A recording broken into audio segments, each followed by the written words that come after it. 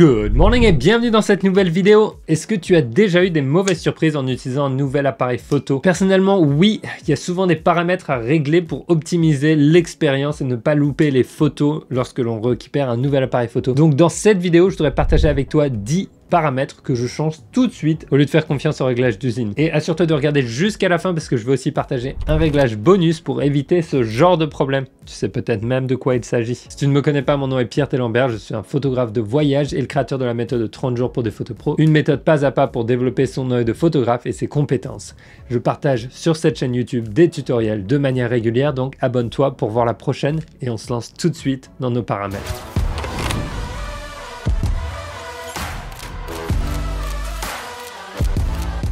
Allez hop, la première chose à décider, ça va être de savoir si tu veux shooter en RAW ou en JPEG dans tes photos. Et ça, c'est un réglage d'usine par défaut. Dès que tu récupères un appareil photo, il est tout le temps en JPEG. Donc la première chose à faire, tu vas devoir aller dans tes menus de prise de vue et tu vas changer le format de fichier en fonction de tes besoins. Tu peux shooter juste en JPEG, en RAW et JPEG ou en RAW seul. Alors, quelle va être la différence? Les fichiers RAW te permettent d'avoir beaucoup plus d'informations de temps. Ce sont des fichiers bruts quasiment, qui sont non traités, qui vont te permettre en retouche d'avoir le maximum de flexibilité dans le style que tu veux pour tes photos. Par exemple, pour récupérer de l'information dans les ombres ou dans le ciel, c'est le type de fichier que l'on utilise en tant que professionnel pour justement avoir une grande marge de manœuvre sur le résultat final de notre image. Par contre, si tu veux juste gagner du temps et t'amuser et transférer tes photos aussi rapidement que possible, tu peux shooter juste en JPEG et mettre un style photo directement dans l'appareil. Un JPEG, c'est finalement une photo finale que tu peux envoyer à tes amis. Le fichier RAW, tu es obligé de passer par la case retouche et export. Donc personnellement, moi, je suis toujours en RAW parce que je fais ce travail derrière. Rarement, je vais mettre en RAW et JPEG, comme ça j'ai une version rapide que je peux partager et la version RAW que je peux retravailler si besoin. Le deuxième paramètre que je mets en place directement, ça va être mes grilles d'aide à la composition. C'est essentiel pour moi parce que ça va m'aider à composer mes images facilement. Alors, il y a plusieurs options. Tu peux avoir des diagonales avec un centre ou alors tu as la règle des tiers comme je l'utilise. Personnellement, la règle des tiers m'aide parce que si je veux donner par exemple 2 tiers de mon image au ciel et 1 tiers à une ville ou à un paysage, c'est facile à faire. Je peux aussi placer rapidement mon sujet à l'intersection d'un des tiers. Je trouve que c'est une règle que j'aime bien suivre, pas religieusement, je préfère parler de dominance, on pourra en reparler dans une autre vidéo, mais c'est quelque chose de très simple. Aussi, une autre aide à la composition, ça va être le niveau, pour avoir un niveau qui finalement visuellement, un niveau à bulle si tu veux, qui va te dire lorsque tu es un petit peu de travers ou lorsque tu es bien équilibré. Des fois, c'est quelque chose que tu peux avoir en RAW tout le temps en fonction de l'appareil, ou alors c'est quelque chose qui apparaît en fonction d'une mode de vue que tu utilises. Mon troisième réglage, ça va être les zébras. J'ai souvent cette question, qu'est-ce qui affiche sur ton écran, qu'est-ce qui est en train de clignoter?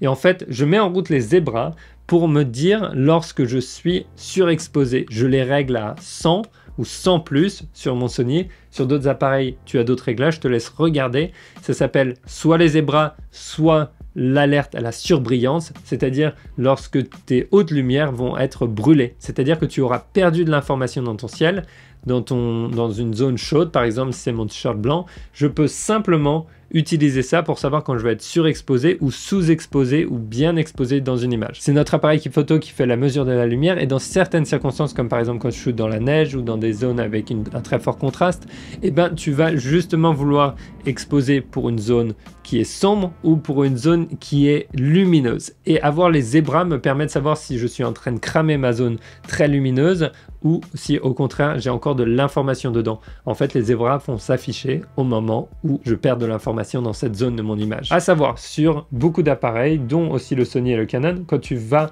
revoir ton image et que tu te mets dans certains modes, tu vas voir des zones qui clignotent et encore une fois, ça va te donner les zones où on a perdu de l'information dans les hautes lumières. D'accord, Canon fait ça très bien aussi. C'est clairement un paramètre essentiel pour moi dans ma prise de vue. La quatrième chose que je règle, c'est mon mode de mise au point. Est-ce que je laisse en AFS, AFC? En fonction des appareils, tu vas trouver ces petits menus à différents endroits. Sur les Lumix, ça s'appelle SC. Par exemple, sur le Sony, ça va être AFC, AFS. Chaque appareil a son propre dénomination, mais par défaut, par exemple, sur les Sony, c'est en AFA.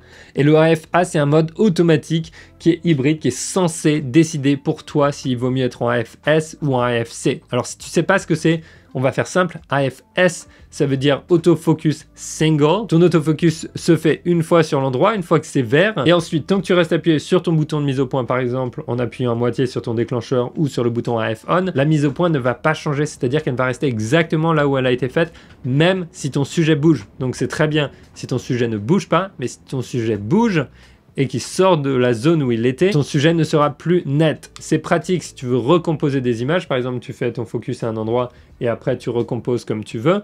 On pourra parler de cette technique dans une autre vidéo, mais dans bien souvent des cas, si ton sujet est en mouvement, tu vas vouloir passer en AFC. AFC qui veut dire autofocus continu. L'appareil va faire la mise au point de manière continue, même si le sujet bouge. C'est-à-dire que si le sujet avance vers moi, eh ben, l'autofocus va s'adapter et va finalement garder mon sujet en mouvement, toujours en focus.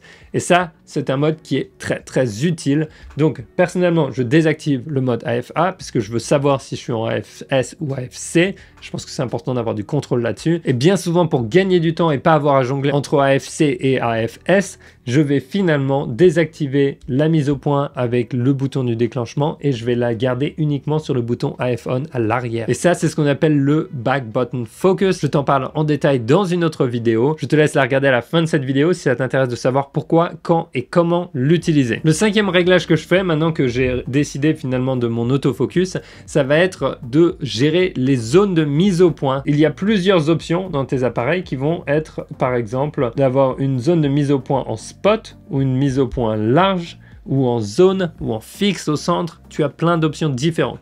Je vais juste couvrir les plus importantes. La mise au point large qui est importante si tu as de la détection de sujet en route. L'appareil va automatiquement décider s'il y a un humain et se concentrer sur la mise au point sur l'humain par exemple, ou sur les yeux ou sur un animal ou sur une voiture, c'est à toi de décider. Je fais ce réglage en fonction bien entendu de ce que je suis en train de prendre en photo et sur mes zones de mise au point, si je suis en mode large, je peux finalement un petit peu faire confiance de nos jours à l'appareil à faire la mise au point exactement là où il faut sur mon sujet. Par contre, si tu es sur une traîne qui est très chargée où tu as plusieurs sujets par exemple possibles, ce qui arrive beaucoup dans mes photographies de rue, en fait, je vais passer en mode ponctuel, en zone spot. Tu vas avoir 3 tailles différentes, par exemple sur les Sony, en S, L ou M, et tu vas pouvoir choisir exactement où ce petit point de focus va se mettre. C'est important parce que comme ça, je peux le mettre directement sur mon sujet, soit avec un joystick, soit en appuyant sur l'écran. Bien entendu, certains appareils aussi te laissent taper à l'arrière de l'écran sur ton sujet et le garde en focus. C'est une autre possibilité. Mais personnellement, c'est quelque chose que je règle dès le début sur mon appareil. Je le mets tout de suite en mode spot parce que je préfère savoir exactement où va se trouver mon focus. Sixièmement, désactiver ces bips constants. Dis-moi tout de suite dans les commentaires ce que tu en penses et puis si tu as d'autres conseils aussi de choses à changer. Mais les bips pour moi c'est hyper important de les désactiver, surtout quand je fais de la photographie de rue. Je veux pas qu'à chaque fois que je fasse une mise au point, en fait, j'entende un petit bip. Ça rend les choses très intrusive d'une certaine manière. Honnêtement, je te conseille de désactiver ces bips. Tu as toujours visuellement un indicateur qui peut être vert ou rouge en fonction de tes choix, qui va te dire lorsque ta mise au point elle a été faite, mais désactive autant que possible. Attention, on ne parle pas du mode silencieux qui est pour déclencher silencieusement. Je te parle uniquement des bips de l'autofocus. Et tu peux même désactiver celui pour le bouton enregistrement si tu fais des vidéos. Septièmement, ok, quel paramètre? L'écran pavé tactile. Qu'est-ce que ça veut dire? Ok, si tu as un viseur, sur beaucoup d'appareils, dont les Canon, dont les Sony, tu as la capacité, si tu n'as pas de joystick surtout, d'avoir l'œil dans l'objectif et d'utiliser ton écran pour déplacer ton point de focus. Donc ou taper à un endroit pour faire ta mise au point sur un sujet. C'est extrêmement pratique parce que comme ça, tu regardes dans ton appareil et en même temps, tu appuies ici et tu vas pouvoir changer en fait les paramètres si tu veux que ce soit juste la moitié de l'écran qui soit utilisé, tout l'écran ou un quart ou littéralement juste un quart en haut à droite par exemple. C'est un paramètre essentiel surtout pour les appareils où il n'y a pas de joystick pour faire bouger en fait notre point de focus. Ensuite, huitièmement, je désactive la réduction de bruit pour les pauses longues si je shoot en RAW. Alors pourquoi? Parce que sinon, lorsque tu vas prendre une photo de 15 secondes, l'appareil va travailler pendant 15 secondes pour réduire le bruit après.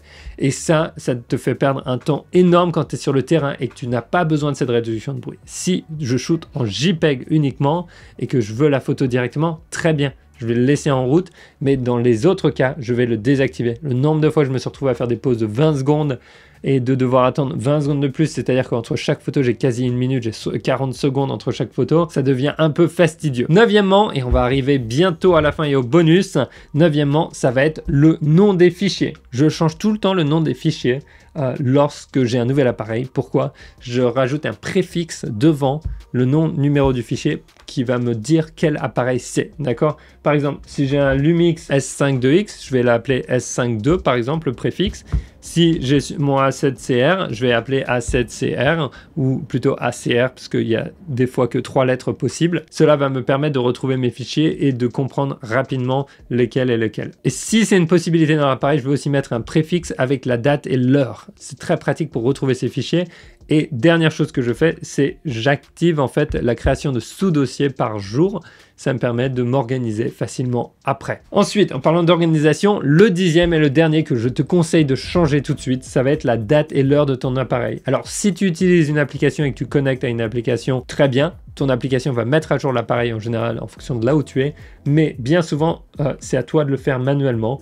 Donc, tu vas aller directement dans tes réglages par rapport à ça et tu vas mettre le fuseau horaire où tu es et la date et l'heure. Pour moi, c'est important de l'avoir bien précis parce que toutes mes librairies sont classées par date et heure de prise de vue. Donc quand je veux revenir à quelque chose, c'est important pour moi d'être bien réglé si je veux retrouver mes fichiers. Et dernièrement, pour éviter de se retrouver avec des photos inattendues, complètement sombres et ratées, il y a quelque chose à s'assurer de mettre en route, ça va être le retour de prise de vue en live. Cela permet à l'appareil de te donner en visuel un retour directement des paramètres que tu changes et leur impact sur ton exposition. C'est très utile, surtout si tu shootes en manuel et que tu es en train d'essayer de trouver le bon réglage. Ça va directement te montrer l'impact sur ton écran et comment la photo finalement va être prise. Et c'est quelque chose qui, de manière très surprenante, n'est pas en route par défaut sur tous les appareils. Et j'ai en tête par exemple Lumix qui n'a pas cette option par défaut en route, ce qui fait que tu peux prendre des photos en pensant qu'elles sont bien exposées, mais en fait elles sont carrément trop sombres ou carrément trop claires et tu ne vois que après avoir pris la photo. Donc c'est quelque chose que je te conseille de vérifier pour réussir tes photos à tous les coups. Voilà pour les paramètres que je change tout de suite lorsque j'ai un nouvel appareil. Dis-moi dans les commentaires si tu en vois d'autres que je devrais rajouter. Et n'oublie pas de télécharger ta fiche de réglage gratuite à emmener sur le terrain pour facilement trouver les bons réglages. Et si tu veux savoir comment tes différents modes de focus marchent et le back button focus, je te conseille cette vidéo. Maintenant, je te souhaite une très belle journée. Sors, va prendre des photos. On se retrouve dans la prochaine. Ciao!